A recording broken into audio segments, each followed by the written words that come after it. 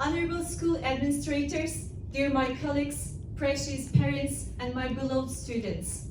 It's a great honor to be here to welcome you in the second annual FEN Talks 2021. Our students Yaren Okatan, Elif Naz Avinal, and Fevzi Alp Bıçaklı will be on the stage to make their speech about worldwide concerns. FEN Talks is an organization that is dedicated to researching and sharing ideas through short talks and presentations. Here the idea is to encourage our students to express themselves and their thoughts just by doing public speaking. Because we're all convinced that English is the most spoken and used language all around the world. That's the language of science, technology, and education. So, our students will be here to talk about their topics. Now, I kindly yield the floor to Yaren Okatan for her speech about changing perception through internet. Hi, my name is Yaren. I'm the 11th grade in FEN College. Today, I want to talk about how our perception has changed by the discovery internet. The internet actually founded in the United States in 1950. When it first founded, it was only used for the transfer data. And now, it's the most important things in our lives. I want to ask something. What's the meaning of internet in your life? Did you ever think that? You probably ask for that, like is the easier access to our needs or is the fastest way to get knowledge. But today I don't want to talk about this impact. Actually, I want to talk about the backside of the internet. Because the internet didn't give us just like the easiest answer. It gave us the thoughts, people, world, information, everything that in our lives. While 71 years ago, when a child has born, it was only full by that the truth that family gave her.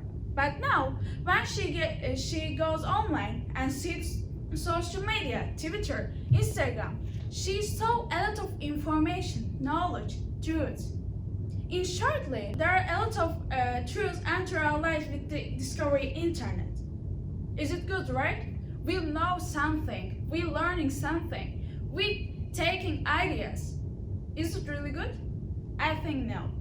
Because yes, we learning something, that's good, but are we know what we're learning? I think no. We don't know what's the inside of titles. And as I said, there are a lot of truths enter our life with the discovery internet. And with this truth, actually, there become a single-mindedness because everyone say one thing that's true, and this become and appear the robotized people. Have you ever looked at how long did you spend one day in your phone? I did, and I shocked actually because the result was so much.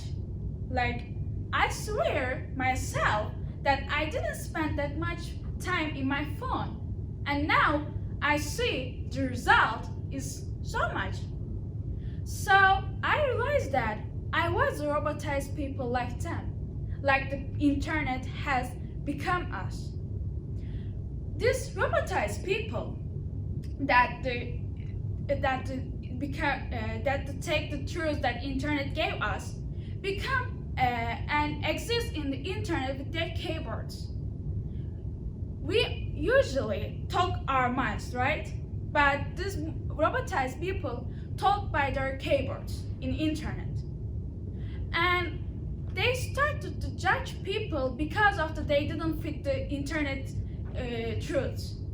Because if, for example, if you're underweighted or overweighted, you should be judged because you're not fit the internet truths. Or if you're not successful. Wait a minute, I want to ask something. Do you know what's the meaning of the successful? I think you don't. Because you probably answer that if you're first in your school or if you get your 100 in your exam, you're the successful. No. this meaning has the internet gave us. Actually, we don't know what's the meaning of the successful. I was talking about like that because, as I say, there was a truth, yeah, but there's just not the one truth. There's a lot of truths. We don't need to memorize the truths because everyone has other truths. I want to give more example because I know I talked a lot about the internet bad side. I want to talk more about the good side now. 2 or 3 weeks ago, I watched a movie with my mother called Sultan, and I see some scene the man beats a woman. When I saw the scene first time, I just felt bad. But I remember I watched this movie before, and when I watched first, I didn't feel like that. I thought maybe I was smaller than now, maybe I didn't watch it correctly. But I remember I watched it, but I didn't remember how I feel. Because I wasn't shocked when I first watched this scene. Because I wasn't in the internet. Because I wasn't know there are people like this woman like nothing. I learned something in the internet. This is a social topic maybe, but I learned in the internet because thanks God I don't have a problem such as like violence or the poorness in my family. So I was blind on the outside what's going on, but I learned something in the internet. So in my opinion, we can't divide the internet like good or bad because internet not divide us. We always say like when we look at the world, we divide the people like with their country's border, but internet don't. So we learn a lot of things. So we learn the outside. So we learn in the thoughts that people's mind. So the last part is I think the important part is the how to use your internet. You should be able to know positive sides. You should be able to use with the positive. You don't need to do the negative things in the internet. You just need to positive and see what's going on. And you don't need to judge the people with these truths. Thank you for listening to me. Thanks for Yaren. And now we're gonna listen to Elif Naz Avinal for her speech, Gender Equality. Hello, I am Elif Naz Avinal. I am a 10th grader. Today I wanted to talk about gender equality. So you might ask first, what is gender equality and why do we need to know it? Why is it an issue? So gender equality is that all the genders in society have the same rights, like education, healthcare, and on and on. And you would say, since we are a society, that we would have this gender equality, right? Because it's been thousands of years since we are a functioning society. We've advanced so much in technology and other places, but we do not have gender equality. It sounds weird, and it is actually weird. If you think that we have gender equality right now, let me prove you wrong. In Turkey, statistics shows that 84% of women are educated. And also in Turkey, statistics shows that 97% of men are educated. So this may not show something. So let me go on and show you another statistics. Employment rates in women are so low that it doesn't even make the half of the employment rates of men. This is such a big issue. Why aren't more women employed? What is it about women that you don't want to employ? What do you think that this is? Again, maybe I didn't convince you, so let me show you another example. In 50% of women are afraid. They don't want to go outside, they don't want to go outside at night, they don't want to live alone, and this is fear of being abused, attacked, or anything, killed. So, if you do not believe me, if you think that we have gender equality right now, let me prove you wrong. In 84% of women completed at least one education. This number in men raises. It becomes 97%. Now you might say, okay, this proves nothing. Let me prove you wrong. The employment rate in women is so low that it doesn't even make the half of the employment rate in men. This is an issue. This is a sign of clear oppression. This shows that women are forced to stay at home while men work. This is a toxic lifestyle. It shouldn't be there. But if I didn't convince you, let me tell you another statistics.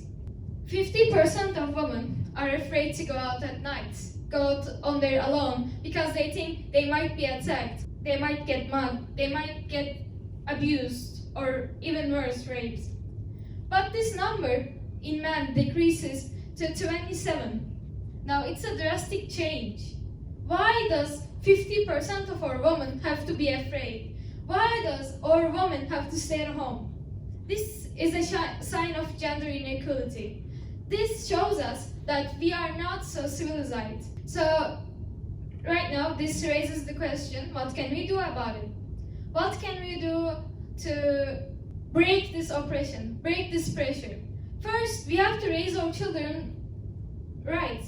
Not now, not my mother, but maybe your mothers, maybe my teacher's mother, would probably tell them, you're a woman, you should stay at home, you shouldn't continue your education, you should go take care of your children. And same for men. You would always hear, you should go work, you cannot do this, you cannot pursue your interests, you cannot show emotion because you're a man. That makes no sense. That's toxic, that's unhealthy. And we should change this. We should teach our children that they can be anything they want. We should teach our children to stand up for themselves. We should teach our children to pursue their interests. You can be that dancer. No matter if you're a boy, if you're a girl, you can be that teacher. You can be that engineer. Everything is up to you if you want it. We should teach our children this. Not to teach our children to shelter themselves, to distance themselves from their interests, to make the world so unlivable that they'll just quit living one day. And we also see that because our suicide rates are actually very high. And second thing is, we should make some noise. We should say that no, I do not accept this. I cannot accept that I have to stay at home, I have to stay with my children. I should have been given the right to work. I should have been given the right to education. My mother has always supported me through my interests, and she lets me go travel alone, she lets me pursue my interests. She was always there to back me up. And this is such a good example, because now I feel free, I feel confident, I feel loud, I feel appreciated that I can do this, that if I want to do it, I can do anything. You should be like this with your children. No matter if they're a boy, if they're a girl, if they want to be a dancer, if they want to be a painter, if they want to be a doctor, if they want to be an engineer, everything that your children want should be what they get. Their desires are not some things that you can say, no, you can't do this in Turkey, people will not appreciate it. People don't need to appreciate my interests. I need to do this in order to be happy. If I do this, I would be more happy than living with constant unhappy state of, why did I do this? Why did I go to this university? Why did I marry? Why did I have kids? I didn't want this. And this is only going to cause the oppression on both sides to become more clear. We should make some noise. We should teach our children to make some noise. We should tell people they are wrong, that they cannot do this to us. we should raise younger generations like this. We should tell them that they can be whoever they want, without oppressions, without religion, without our society. They have a right to do anything they want.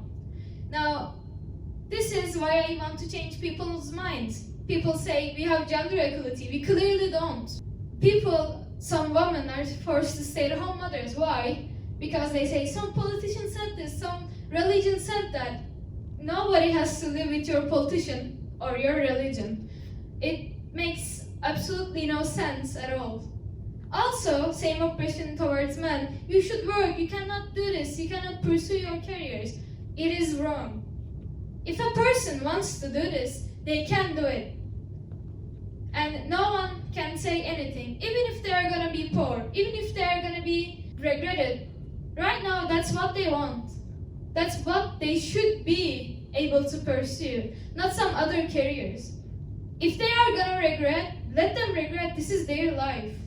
Like, no one has an opinion on my life like I do. If I'm gonna make mistakes, I'm gonna make mistakes on my own. And thank you for listening to me. And finally, Fevzi Alp Bıçaklı will be on the stage for his speech about innovation. Hello everyone, my name is Fevzi Alp. I am an 11th grader, and today I'm going to talk and introduce you about what's innovation and what triggers innovation and how the innovation affects our lives and disadvantages of the innovation, if there is one. So I'm going to ask you a simple question at the start. What's innovation in your opinion? Think about it. Probably all your answers are correct because everything is innovation. Innovation takes a huge part in our lives. Like probably you're gonna say that like the water bottles are also innovation because it allows us to drink water from or access water easier. And for a closer illustration, the microphone is also an innovation because if I had not owned a microphone here, I would have to scream to reach my voice to you guys. But thanks to microphone, I don't have to speak loudly. I can just speak normally, and this device will just raise my volume and reach it to you guys. So to give more examples and brighten the situation here, to give an example that everyone will understand, Apple, for example, a big telephone company, a technology company that owns like cars, telephones, etc. For example, Samsung, for example, Volkswagen, for example, BMW. They're all innovation because they changed things. Like in the past, 100 years ago, the cars were different. So 100 years ago, there were walkie-talkies. Now, if you look nowadays, there are smartphones. We can just do everything with them. Like more than just speaking to our friends, more than just accessing or messages. We can just play games, like even games. That was a function, that was a specific function for game consoles, for PCs, but now we can play games on our mobile phones. We can do everything basically. Like everything is in our pocket here. But in the past, we hadn't owned a smartphone. We only had a telephone to talk to each other, to communicate with each other. And you can see how it changed in 100 years only. Like even for the cars, the first cars were not electric. They were working with oil. They required national resources to work. They needed fuel. They needed gasoline. But nowadays there are cars that works with electricity and doesn't need any oil or any type of national resource. They just use electricity, and they're also national friendly. Doesn't harm the ozone, like the oil cars do, like the cars which uses oil do. And basically, as my friends talked about it, internet was a big innovation that changed our lives critically. Like for example, think about it. What would it be like if we hadn't owned, or the innovation of internet wasn't made? Just think about it. Like the biggest example is you wouldn't be watching this video because this video is on the internet. You wouldn't be accessing your phone, your friends' messages, because it also requires internet. There must be an innovation that helps us to access that. But we don't have to go that further. We don't have to go back. We don't have to time travel kinda. We can just speak from our days. So we don't have to go to back, and we can just think about our present time. For example, there has been a virus outbreak in the world, and the pandemic changed our lives a lot. Like you wouldn't imagine like wearing masks 7/24 at the outside, and just getting forbidden to go outside, getting forced to stay at home, and getting forced to do your job through internet, through websites, and a kind of that. Only one single event changed everything in the world. Like, it has changed fantastically and dramatically that you couldn't even imagine in the past. Like, if I take you to 2017, you wouldn't imagine doing that. Like, in 3 years, people were thinking about flying cars, and now they are stuck at home, can't do anything. But it's also a good way to think about the world we have been in right now. Like, it is a changing world that it helped people to understand the world is changing a lot, and it will keep changing. And the change doesn't have a time. It happens every time. You don't control it, and it happens every time, basically, to be brief. And yeah, I hope you understand the topic, and I want to end conversation and my speech with a simple question. What do you think what will happen in the future about innovation? What will we invent? What will the humanity invent generally? And what will the innovations made in future affect our lives? Thank you for listening to me. And yes, we have listened, and I felt very much proud to listen them here, and I wish them very happy and successful future. I hope you enjoyed your listening. Thank you very much, and see you in the next year in the 3rd annual FEN Talks.